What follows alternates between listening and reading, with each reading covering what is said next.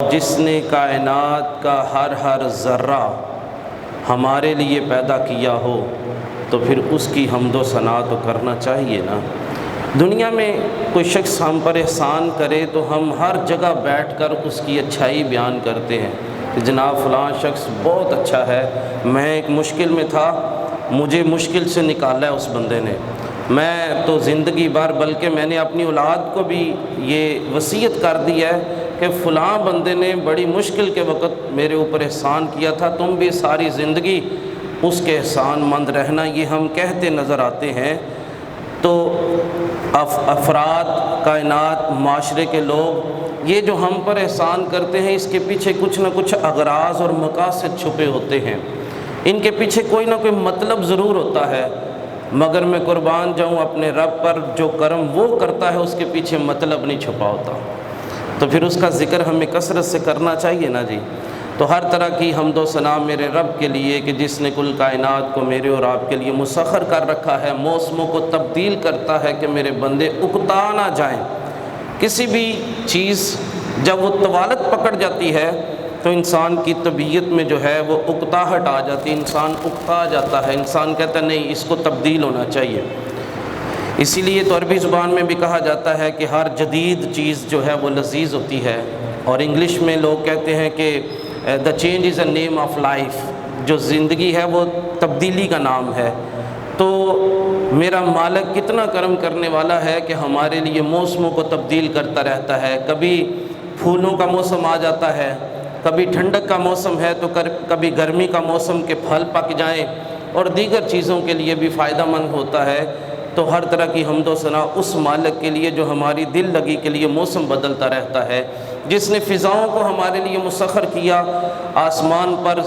جو طیارے ہیں، جہاز ہیں، وہ ایک ملک سے دوسرے ملک سفر کرتے رہتے ہیں، فضاؤں کو مسخر کر دیا، سمندروں کو ہمارے لیے مسخر کیا، بحری جہاز لاکھوں ٹن سامان اٹھا کے سمندر کا سینہ چیرتا ہوا ایک ملک سے دوسرے ملک کا سفر کرتا ہے۔ حالانکہ ہمارا ذاتی تجربہ ہے کہ ایک سوئی کو بھی پانی کے اندر ڈالا جائے تو وہ ڈوب جاتی ہے، مگر بحری جہاز لاکھوں ٹن سامان اٹھا کے نہیں ڈوبتا۔ مالک نے بحری جہاز کو میرے اور آپ کے لیے مسخر کر رکھا ہے، تو اس کی حمد بیان کرنی چاہیے نا جی۔ ہر طرح کی حمد و ثنا اس رب کے لیے جو قرآن میں ارشاد فرماتا ہے والذین آمنوا اشد حبا للہ، وہ لوگ جو ایمان والے ہیں وہ اللہ سے شدید محبت کرتے ہیں۔ اور ہر طرح کے درود نبی رحمت شفیع امت صلی اللہ علیہ وسلم کی ذات پر کہ نبی کریم صلی اللہ علیہ وسلم آپ کسی موقع پر بھی اپنی امت کو نہیں بھولے۔ معراج کی رات بھی جب آپ اللہ تبارک و تعالیٰ کے دیدار میں گم ہیں، اللہ کا دیدار کر رہے ہیں، اس وقت بھی اللہ کی بارگاہ میں، یہ انسانی ایک سوچ ہے، انسانی کیفیت ہے کہ انسان جب کسی حسین منظر میں کھو جاتا ہے تو اس کو پرانی یادیں بھول جاتی ہیں، وہ باقی چیزوں سے بے خود ہو جاتا ہے۔ تو اتنے حسین و جمیل رب کی زیارت میں بھی نبی کریم صلی اللہ علیہ وسلم نے یہی عرض کیا یا اللہ میری تو یہ معراج ہے، میں تجھ تک پہنچاؤں، میری امت کے لیے معراج کیا، میری امت کے لیے۔ اور پھر جب حضور کا وصال ہوتا ہے، صحابہ کرام کہتے ہیں کہ حضور کے لبہائے مبارک پہ جنبش ہے، اور حضور یہی فرما رہے ربی حب لی امتی، ربی حب لی امتی، جو نہ بھولا ہم فقیروں کو رضا۔ اعلیٰ حضرت امام اہل سنت کہتے ہیں جو نہ بھولا ہم فقیروں کو رضا، ذکر اس کا اپنی عادت کیجئے، ہر لمحہ ان کا ذکر، ان پر درود کی کثرت کرنی چاہیے۔ ہر طرح کے درود نبی رحمت شفیع امت صلی اللہ علیہ وسلم کی ذات پر،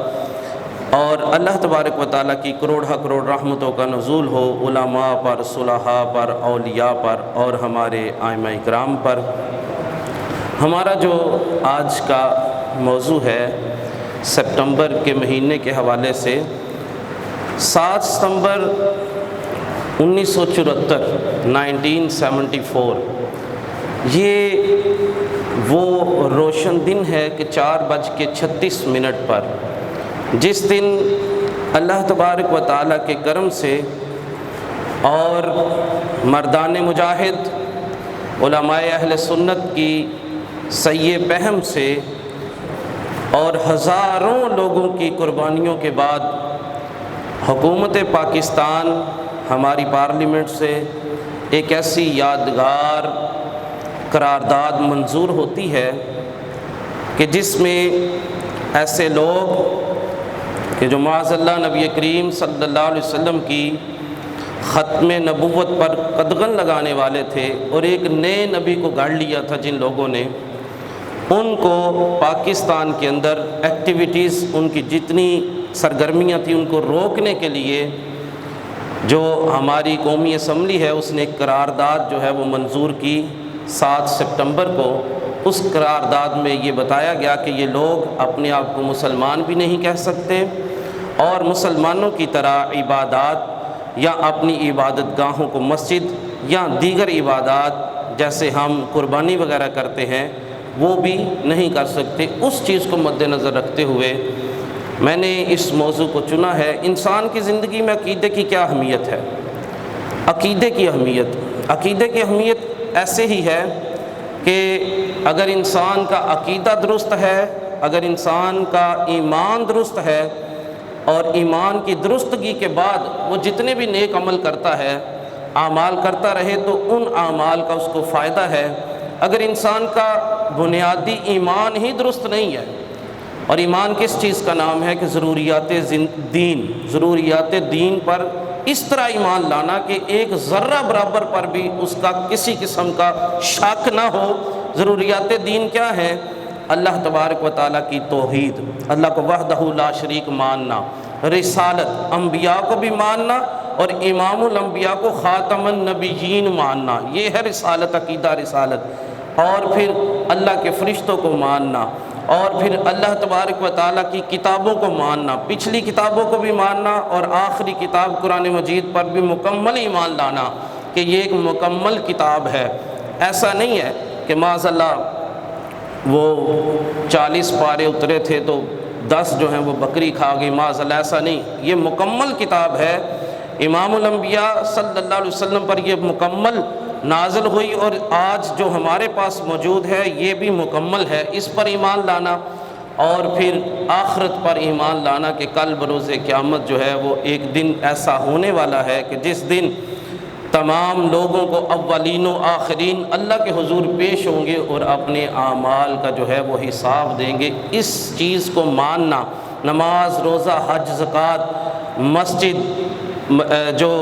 صفا مروہ ہے، اس طرح شاعر اسلام، ان کو بھی ماننا، اس چیز کا نام ایمان ہے۔ اگر کوئی شخص ان میں سے کسی ایک چیز کی بھی تحقیر کرتا ہے، اس کو حقیر جانتا ہے، یا کسی ایک چیز کا مذاق اڑاتا ہے، یا اس چیز کو جو ہے وہ کوئی تعویل کر کے کسی اور انداز میں مانتا ہے، تو ہمارے علماء نے لکھا کہ ایسا شخص جو ہے وہ ایمان والا نہیں، وہ اسلام سے خارج ہو چکا ہے۔ عقیدے کی مثال، عقیدے کی اتنی اہمیت ہے کہ جب عقیدہ درست ہے تو پھر اس کے بعد نیک اعمال کیے جائیں تو اللہ تبارک و تعالیٰ ان کے بدلے جو ہے وہ اجر عطا فرماتا ہے۔ جیسا کہ سورہ والعصر میں ہم نے سنا کہ ان الانسان لفی خسر الا الذین آمنوا، انسان خسارے میں ہے مگر وہ لوگ خسارے میں نہیں ہیں جو ایمان لے آئے ہیں۔ ایمان والے، ایمان سب سے پہلی اینٹ ہے۔ جب آپ ایمان لے آئیں گے اس کے بعد آپ کے اعمال کا وزن کیا جائے گا، اس کے بعد آپ کے اعمال کو دیکھا جائے گا کہ اس بندے کے اعمال کیسے ہیں۔ بنیادی چیز جو ہے وہ عقیدہ ہے۔ عقیدہ درست ہے تو اعمال جو ہیں وہ اگر تھوڑے بھی ہوئے تو اللہ رب العالمین ہو سکتا ہے نظر رحمت فرما دے۔ اور اگر عقیدے میں کوئی مسئلہ ہے، اگر بنیادی طور پہ اللہ رب العالمین کو وحدہ لا شریک ماننے میں کوئی مسئلہ ہے، یا رسالت کے عقیدے میں کوئی مسئلہ ہے کہ انبیاء میں سے کسی نبی کا انکار کر دیا، یا امام الانبیاء کے بارے میں کوئی ڈاؤٹ ہے، تو پھر ایسا جو ہے وہ معاملہ نہیں چلے گا۔ حضرت سیدنا اسامہ بن اسال رضی اللہ تعالیٰ عنہ صحابی رسول ہیں، آپ کے بارے میں ملتا ہے کہ جب آپ کے سامنے مسیلمہ کذاب کا ذکر کیا جاتا نا، مسیلمہ کذاب یہ کون شخص تھا جس نے جھوٹا نبوت کا دعویٰ کیا تھا؟ یہ نبی کریم صلی اللہ علیہ وسلم کے زمانے میں ہی اس نے دعویٰ کر دیا تھا۔ ایک روایت ملتی ہے کہ اس کی ملاقات بھی حضور سے ہوئی تھی مگر بات نہ کر سکا، پھر اس نے خط لکھا نبی کریم صلی اللہ علیہ وسلم۔ اب یہ میں آپ کو اس وجہ سے مسیلمہ کذاب کے بارے میں بتانے جا رہا ہوں کہ اگر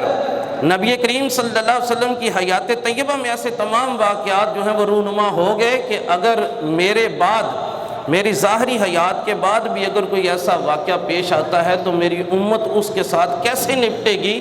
ذرا میں ان کو کر کے دکھا دوں۔ میری سیرت کے اندر یہ بات لکھی جا چکی ہو تاکہ میری سیرت کو پڑھ کے میرے آنے والے جو ماننے والے مسلمان ہیں وہ اس پر عمل کرتے چلے جائیں۔ جب اس شخص نے دعویٰ کیا اور خط لکھا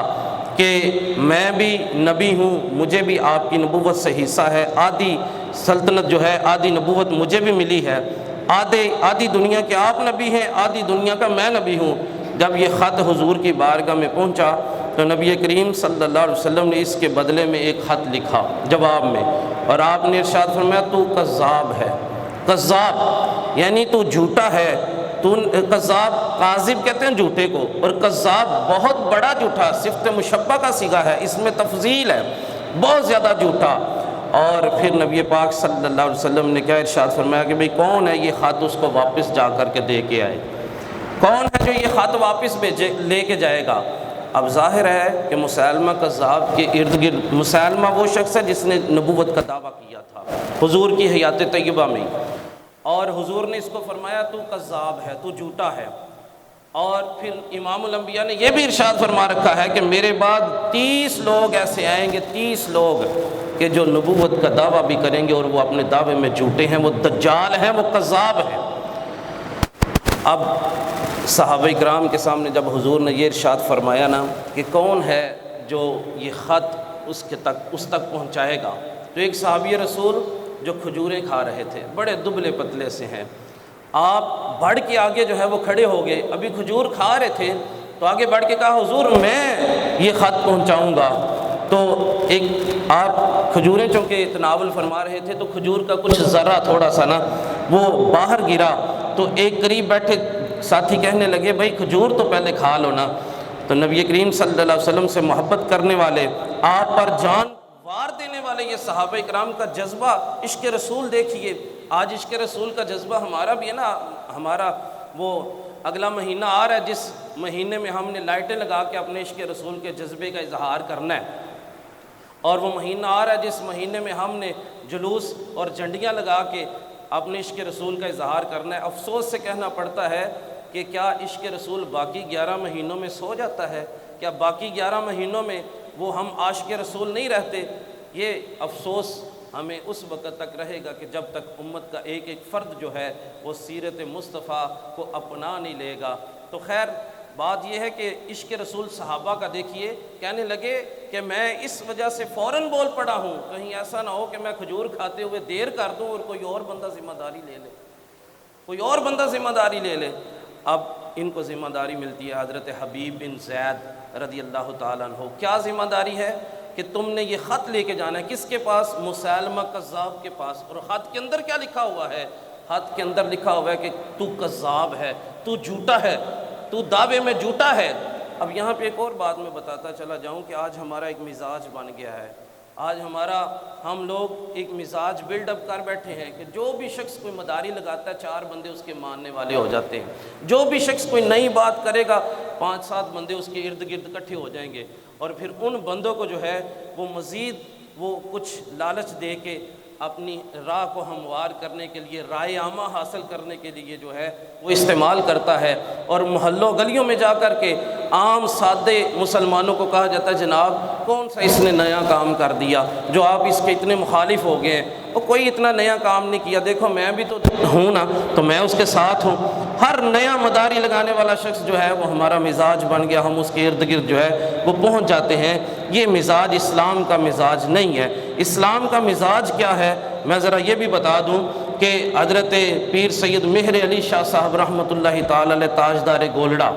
آپ سیال شریف پڑھا کرتے تھے، خواجہ شمس العارفین کے پاس پڑھتے تھے، تو ایک مرتبہ درس ہو رہا ہے، درس کے دوران کہتے ہیں کہ پیر صاحب خود لکھتے ہیں کہ درس کے دوران ایک بڑے ہی نورانی چہرے والے، ایک بڑے ہی روشن چہرے والے، سفید لباس والے بزرگ آتے ہیں، اور ہم درس و تدریس میں مصروف ہیں، آ کے استادوں کے پاس بیٹھ جاتے ہیں اور کچھ دیر گفتگو ہوتی ہے۔ جب گفتگو ہونے کے بعد وہ بزرگ رخصت ہوئے تو استاد کہنے لگے کہ آپ کو پتہ ہے کہ یہ جو شخص آیا تھا یہ کون ہے؟ تو ہمارے جو دیگر جو طلباء تھے پیر صاحب کہتے ہیں وہ انہوں نے پوچھا، اصرار کیا، حضور بتا دیں یہ کون ہے؟ بڑا روشن چہرہ ہے، بڑے خوبصورت ہیں، بڑا خوبصورت لباس پہن رکھا ہے، سر پہ خوبصورت امامہ ہے۔ تو استاد صاحب کہنے لگے یہ حضرت خضر علیہ السلام ہے، اور یہ ملاقات کرنے اکثر میرے پاس آیا کرتے ہیں، اور اگر کسی نے ان کی زیارت کرنی ہو تو یہ بھی گلی میں ہوں گے، جا کے زیارت کر لو۔ اب سنیں ہمارا مسلمانوں کا کیا طریقہ کار ہونا چاہیے۔ پیر صاحب کہتے ہیں کہ سارے جو طلباء تھے وہ بھاگے اور گلی میں جا کر کے ان کی زیارت میں مصروف ہو گئے۔ تو میں ابھی اپنے استاد صاحب کے سامنے بیٹھا ہوا تھا، تو استاد صاحب مسکرا کے کہنے لگے، میرے علی تو نے نہیں جانا،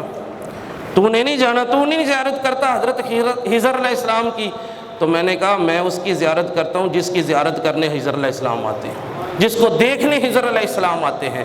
تو امام الانبیاء نبی کریم صلی اللہ علیہ وسلم کے صحابہ نبی پاک صلی اللہ علیہ وسلم سے کتنی محبت کرتے ہیں، نبی پاک صلی اللہ علیہ وسلم پر کوئی موقع نہیں جانے دیتے کہ آپ پر جان نچھاور کرنے کے لیے خود کو پیش کر دے۔ اور حضرت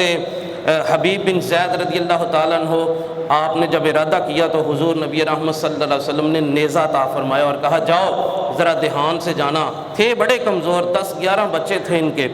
بڑے کمزور سے تھے۔ آپ نے وہ نیزہ اٹھایا، سر پہ امامہ باندھا، اور ایک سپہ سالار کی طرح جب گھوڑے پہ سوار ہو کے وہاں پہنچتے ہیں مسیلمہ کذاب کے پاس، اور وہاں جا کر کے امام الانبیاء کا خط جو ہے وہ اس کو دیتے ہیں۔ اور یہ خط جو تھا یہ ان کو معلوم تھا کہ خط کے اندر ایسی بات لکھی ہے کہ جس کی وجہ سے وہ شخص آگ بگولا ہو جائے گا، جس کی وجہ سے وہ شخص جو ہے وہ سخت ناراض ہوگا۔ تو آپ کو پتہ تھا کہ یہ خط میری موت کا ذریعہ بنے گا، مجھے شہید کر دیا جائے گا، مگر جب آپ پوری قوت اور طاقت کے ساتھ پہنچے، اس کو کہتے ہیں غیرت ایمانی۔ آج بڑے سارے لوگ ہیں وہ یہ کہتے ہیں جناب ان کو برا نہ کہیں، اگر ان کے عقائد ایسے ہیں، فلاں کے عقائد ایسے ہیں، تو محبت اور دوسروں کے ساتھ ہمدردی اور اس طرح کا جو ہے وہ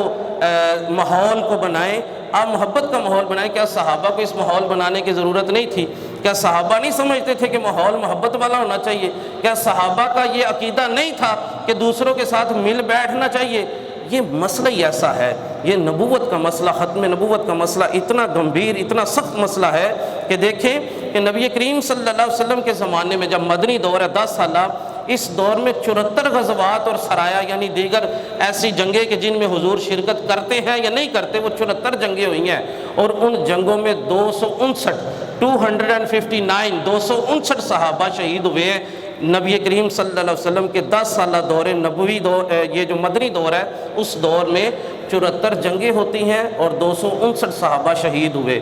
اب یہ رسول اللہ صلی اللہ علیہ وسلم کے مدنی دور کی بات ہے، جنگیں ہوتی رہی 74 جنگیں،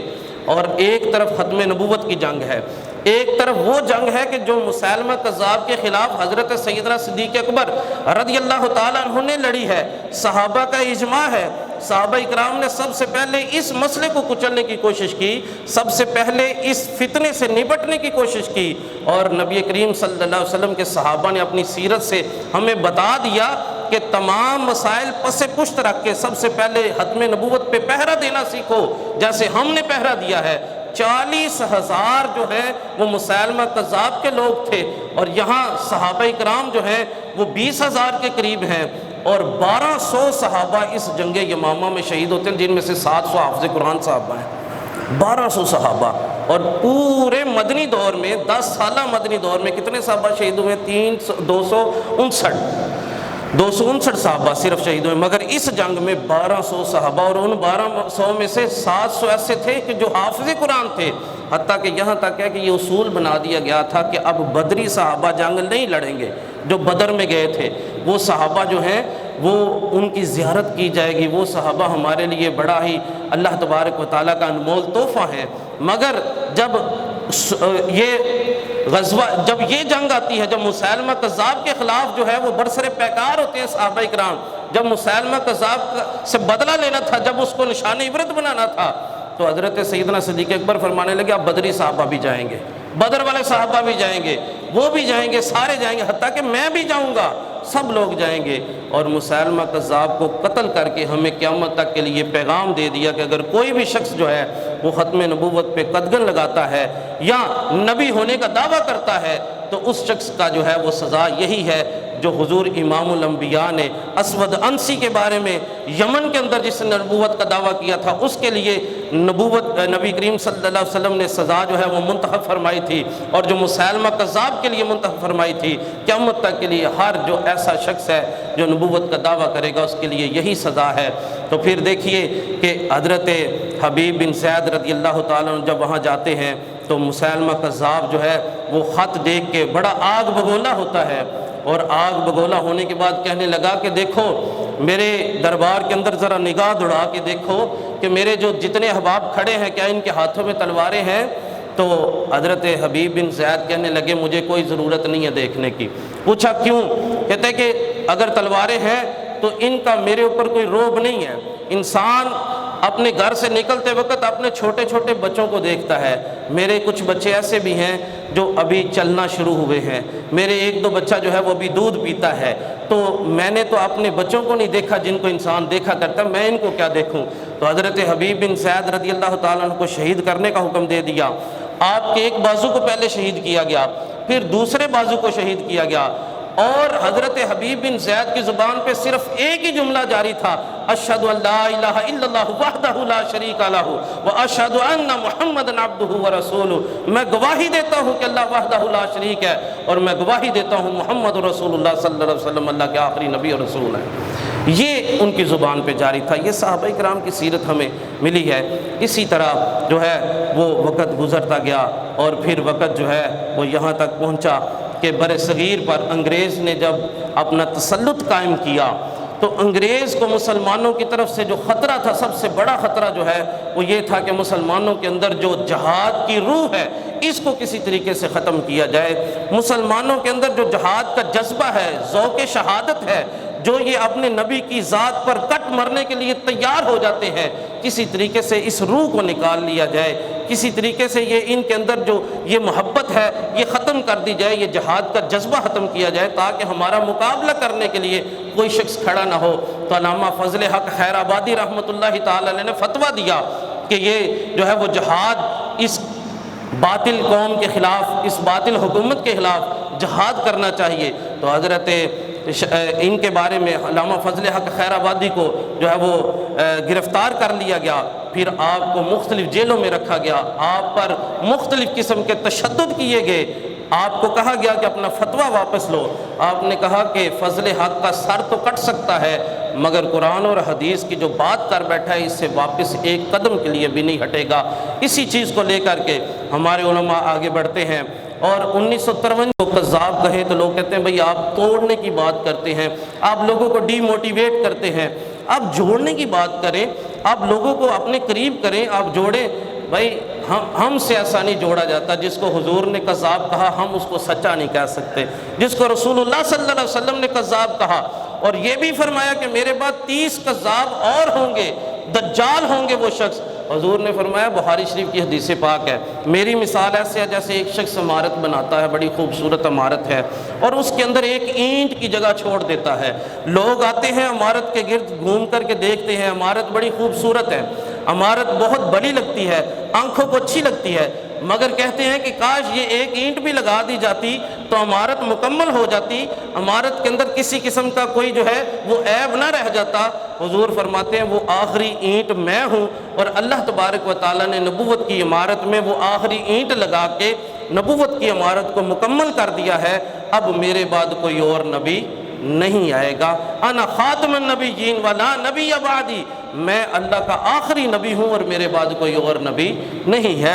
امام اعظم حضرت امام ابو حنیفہ نعمان بن ثابت رضی اللہ تعالیٰ عنہ کا تو فتویٰ اتنا سخت ہے، آپ فرماتے ہیں اگر کوئی شخص جھوٹا نبوت کا دعویٰ کرتا ہے تو اس سے اگر کوئی شخص دلیل مانگتا ہے، کہتا ہے معجزہ دکھاؤ، اس کا یہ معجزہ مانگنا بھی کفر ہے، اس سے معجزہ بھی نہ مانگو۔ معجزہ تو تب مانگو گے جو پہلے تم نے اس کو نبی مان لیا تو تب معجزہ مان رہے ہو، تو اس وجہ سے آپ فرماتے ہیں اس سے معجزہ بھی نہ مانگو۔ معجزہ یا دلیل مانگنا بھی جو ہے وہ کفر ہے۔ ہمارا تو اتنا سخت عقیدہ اس حوالے سے 1974 میں جب 7 ستمبر آتی ہے تو الحمدللہ ہمارے علماء، جب میں نے 1953 کی بات بتائی آپ کو تو اس وقت 10,000 مسلمانوں کو شہید کیا گیا، 10,000 نوجوانوں کو شہید کیا گیا، کئی سینکڑوں علماء کو جو ہے وہ جیلوں میں ڈالا گیا، سینکڑوں علماء کو سزائیں دی گئی، سینکڑوں علماء جو ہیں ان کو جو ہے وہ پابند سلاسل کیا گیا۔ یہ تو 53 کی سٹوری ہے، اور جب 74 آتا ہے 1974، اور ہمارے علماء کوشش کرتے ہیں، ہمارے بہت ہی جو ہے وہ قائد ملت اسلامیہ شاہ احمد نورانی رحمۃ اللہ تعالی علیہ میرٹھی، آپ قومی اسمبلی کے اندر ایک قرارداد پیش کرتے ہیں، اور یہ کریڈٹ بھی بڑے لوگ لیتے ہیں، جی ہمارے علماء نے یہ کیا، ہمارے علماء نے یہ کیا۔ الحمدللہ یہ کریڈٹ اعلیٰ حضرت کے ماننے والے شاہ احمد نورانی رحمۃ اللہ تعالی علیہ کو حاصل ہے کہ انہوں نے قومی اسمبلی کے اندر ایک قرارداد پیش کی تھی کہ جس میں قادیانیوں کی جو حرکتیں ہیں، قادیانیوں کی جو سرگرمیاں پاکستان میں زیادہ ہوتی چلی جا رہی ہیں، ان پر نظر کرنے اور ان کو کافر قرار دینے کے بارے میں فرمایا گیا، اور پھر اس قرارداد پر 7 ستمبر کو سائن کر کے اس پر باقاعدہ طور پہ ڈیبیٹ ہوئی، باقاعدہ طور پہ دونوں فریقین جو ہیں ان کے لوگوں کو، علماء کو بلایا گیا، ہمارے علماء نے بھی اس پہ دلائل دیے، ان کی طرف سے بھی مرزا ناصر الدین جو ہے وہ آیا اور اس نے بھی دلائل دیے، ہمارے علماء نے ایسی قاہرانہ دلائل دی، قرآن اور حدیث سے ثابت کیا، اور سن لیں قرآن مجید کی 100 سے زیادہ آیتیں ایسی ہیں جن سے